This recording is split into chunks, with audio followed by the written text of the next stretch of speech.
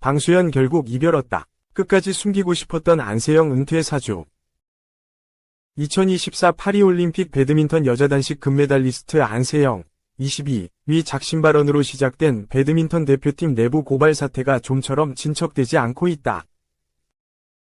대한배드민턴협회는 문화체육관광부로부터 시정명령까지 받았고 안세영의 이야기는 직접 들어보지도 못하고 있다.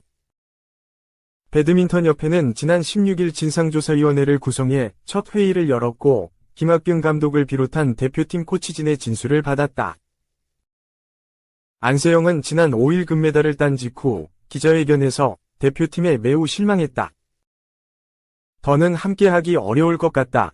면서 협회의 대표팀 운영과 관리에 대한 불만을 쏟아냈다.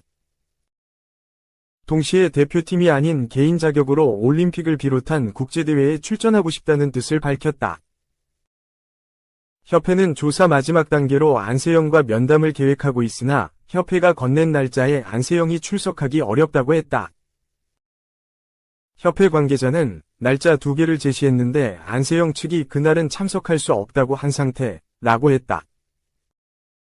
정작 당사자의 말을 듣지 못하는 가운데 협회는 문체부로부터 시정명령까지 받은 것으로 확인됐다. 문체부 대변인실은 21일 협회의 조사위원회 구성에 절차상의 문제가 있어 권고했고 이에 협회가 응하지 않아 현재 시정명령을 내린 상태라고 밝혔다. 기간 내에 시정이 이뤄지지 않으면 해당 협회에 대한 재정 지원이 중단되거나 배제될 수 있다. 문체부는 지난 16일 배드민턴협회 정관에 따르면 각종 위원회의 설치 및 운영이 필요한 경우 이사회의 심의 의결을 거치도록 규정하고 있는데 이 과정을 무시하고 협회장 직권으로 이사회를 구성한 것은 문제가 있다고 지적했다. 협회는 내용이 경미하거나 긴급할 때는 이를 집행하고 차기 이사회에 이를 보고에 승인받는다는 예외 규정을 적용했다는 입장이지만 문체부는 이를 인정하지 않았다. 문체부의 조사 절차도 시작됐다. 문체부 관계자는 문체부의 조사는 진행 중이다. 서류 등을 이미 다 제출받아 조사는 시작된 상태고 곧 관계자 면담도 진행할 예정이라고 말했다. 안세영은 협회와 공식 대화를 하지 않았지만 지난 19일 장미란 문체부 2차관과 만나 면담한 것으로 알려졌다. 문체부는 이에 대해 조사 과정과는 별개다. 체육인 선 후배 간의 만남으로 봐야 할 것이라고 밝혔다. 안세영 사태 직후 대한체육회 역시 파리 현지에서 조사위원회를 꾸려 대회 폐막 후 조사에 착수하겠다고 구체적인 계획을 밝힌 바 있다. 하지만 체육회 관계자는 일단 문체부의 조사 결과를 보고 지적사항이 나오면 필요한 부분에 제도 개선을 해야 할 것이라고 한 발 물러선 모습이다.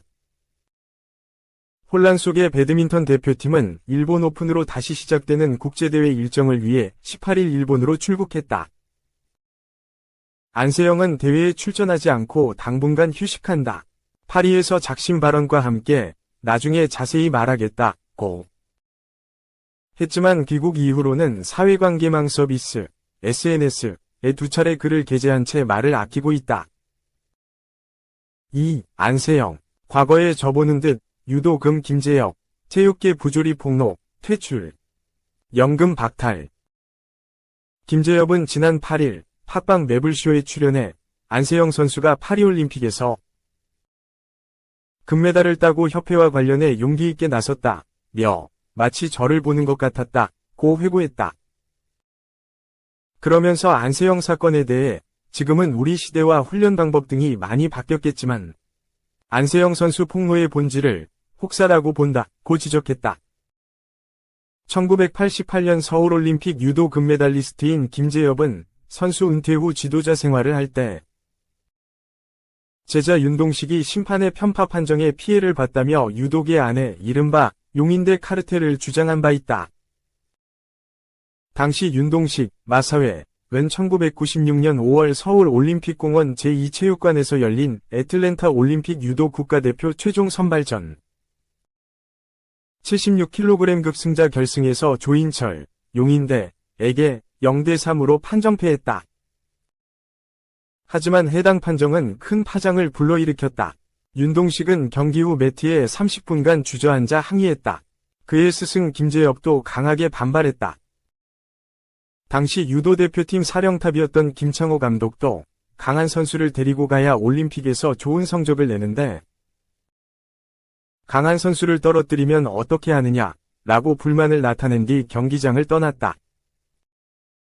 이 사건에 대해 김재엽은 지난 2021년 한 유튜브 인터뷰를 통해 윤동식이 용인대 파벌의 편파 판정에 희생됐다고 주장한 바 있다. 당시 유도계에서 용인대만 키우는 분위기가 있었고 이에 용인대 사람들이 심판위원장까지 다 차지하는 결과를 초리했다고 김재엽은 주장했다. 결국 이런 분위기 때문에 다른 대학들은 유도 국가대표 하나 만들 수가 없는 분위기라 대학들이 유도부를 없애기 시작했고 결국 한국 유도가 경쟁력을 잃게 됐다는 지적이다. 김재엽은 이 사건 이후 적극적으로 용인대 파벌 문제에 대해 목소리를 높였다. 하지만 그 결과 유도계에서 퇴출당했고 협회에서 주는 연금까지 박탈됐다. 이에 김재엽은 나라에서 주는 연금만 받고 있다고 말했다. 김재엽은 그 배후에는 18년간 대한유도회 회장을 맡았던 김정행 전 용인대 총장이 있었다며 이후 국내 유도계에서 저에 대한 자료를 없앴고 관련 분야에 취업하면 압력을 넣어 일을 못하게 만들기도 했다고 주장했다. 한편 안세영은 우승 직후 인터뷰에서 내 부상은 생각보다 심각했고 너무 안일하게 생각한 대표팀에 많이 실망했다며 이 순간을 끝으로 대표팀하고 계속 가기는 힘들지 않을까 하는 생각도 들었다고 밝혔다. 여기에 안세영은 지난 7년간 대표팀 빨래와 청소 등을 했다고 밝혀 파문이 일었다. 안세영은 중학교 3학년이던 2017년 처음 대표팀에 발탁됐는데 이후 선배들의 끊어진 라켓 줄을 교체하거나 방 청소와 빨래 등을 전담하다시피 했다고 주장했다. 이에 안세영의 부모는 지난 2월 협회 관계자들을 만나 일과 휴식이 필요한 상황에서 이런 잡무로 피해를 받아왔다며 대표팀 선수촌 내 생활 개선 등 7가지 요구사항을 전달했던 것으로 알려졌다. 하지만 대표팀 코치진은 오래된 관습이기 때문에 당장은 문제를 해결할 수는 없고 점진적으로 고쳐나가겠다고 답변했다고 한다. 안세영은 또 지난 16일 자신의 사회관계망 서비스 SNS 통해 제가 궁극적으로 이야기하고 싶은 것은 불합리하지만 관습적으로 해오던 것들을 조금 더 유연하게 바뀌어 나갔으면 하는 바람에 대한 것이라고 밝힌 바 있다. 3. 유럽 잔류 원했지만 끝내 사우디로 판타지스타 3년 총액 1116억 제한 수락. 파올로 디발라는 결국 사우디아라비아로 향할 전망이다. 이탈리아 축구 소식에 정통한 지안루카 디 마르지오는 22일 한국 시간 디발라는 알카디시아의 제안을 수락했다. 그는 3년 동안 총액 7,500만 유로, 약 1,116억 원을 받게 될 것이다. 당초 디발라는 유럽 무대 잔류를 원했지만 그 어떤 팀도 1,200만 유로, 약 179억 원, 위 바이아웃 조항을 발동시키지 않았다고 보도했다. 현재 30살인 디발라는 아르헨티나 국적 공격수다. 2012년 아르헨티나 인스티투토를 떠나 팔레르모에 입단했다. 이후 유벤투스, AS 로마를 거치며 이탈리아 세리에 A 무대에서 꾸준한 활약을 이어가고 있다. 디발라는 유벤투스 합류 첫 시즌인 2015에서 16시즌 리그 34경기에 출전해 19골을 터뜨렸다. 2017에서 18시즌에는 세리에 A 33경기를 뛰며 22골을 넣었다.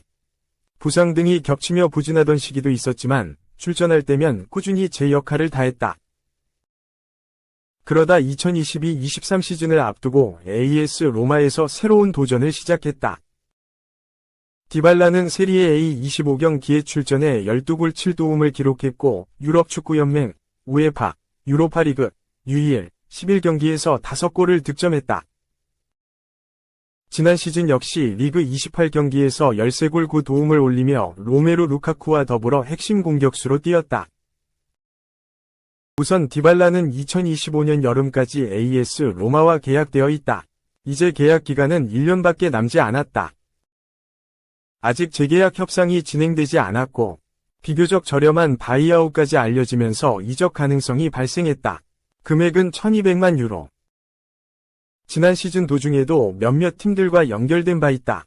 스페인, 스포르트는 웨스트햄 유나이티드가 디발라에게 관심을 보였고, 아틀레티코 마드리드도 상황을 인지하고 있다. AS 로마는 재계약을 원하고 있다. 디발라는 소속팀의 제안을 기꺼이 들을 것이지만 만약 바르셀로나가 관심을 보인다면 이적할 것이다 고 언급했다. 또한 영국 이브닝 스탠다드는 디발라는 메뉴의 영입 타깃이다. 디발라는 여전히 AS 로마와의 재계약 논의가 이뤄지지 않았다고 전한 바 있다. 유럽 빅리그 클럽들과 이적설이 있었지만 가장 가능성이 높은 행선지는 사우디가 됐다. 알카디시아는 얼마 전 레알 마드리드 출신 수비수 나초 페르난데스를 영입했다. 또한 피에르 에메릭 오바메양도 뛰고 있는 팀이다.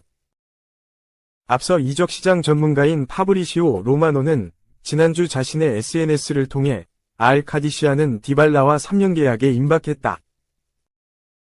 급여, 계약 조건에 대한 합의가 이뤄졌고 세부사항 조율이 이어지고 있다. AS 로마와 구단 간 협상은 아직 진행 중이다. 그의 바이아웃 1200만 유로, 약 180억 원은 7월에 만료됐다고 밝혔다.